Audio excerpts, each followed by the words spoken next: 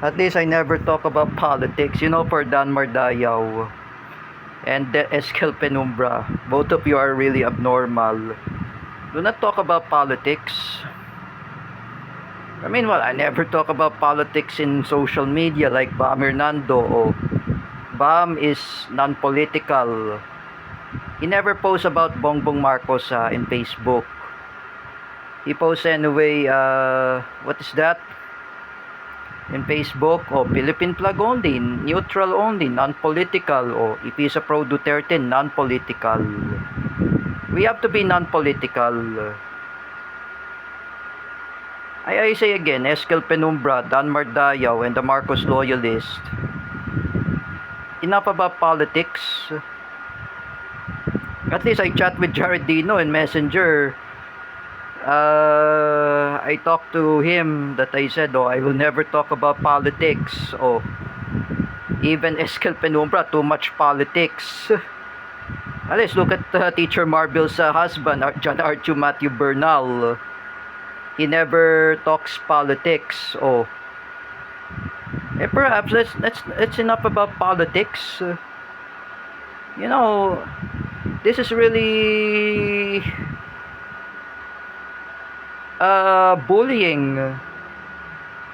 You know, aside of I don't want to politicalize with Lawrence Villawan and Paula Nunez, I am urging to Dan Mardayaw, just stop bullying Rodelio Daguman. I'm saying to you, you know that. Because you know, Danmar, if you don't stop bullying Rodelio Daguman, you will get so from his family. You need to stop this. Otherwise, like me, for what I did to Paula, I will get sued by Paula Nunez. Perhaps I think I'm just gonna say to you, Danmar, enough about politics. Because you know you will get you in trouble.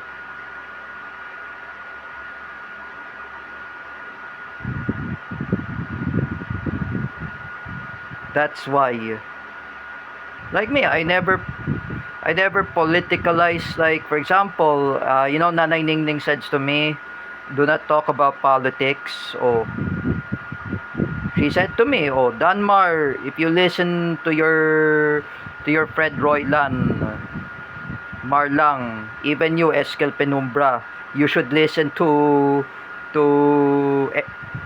Teacher Kel Pabelo, even you, Ate Dina Guillermo, Teacher Alexandra Pagkalinawan. You should listen to your family members. No more politics. Because me, if I say about politics, it will get us in harm. It will get us in cyberbullying.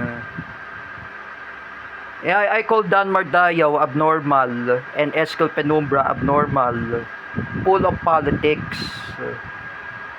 And politicalize Rodelio Daguman, it's not good. We should not talk about politics. Thanks Bam Hernando for advising, for criticizing against my enemies. At least we are non-political. You know, like me, we have to be non-politicalized. We have to be non-partisan. We do not too much politics.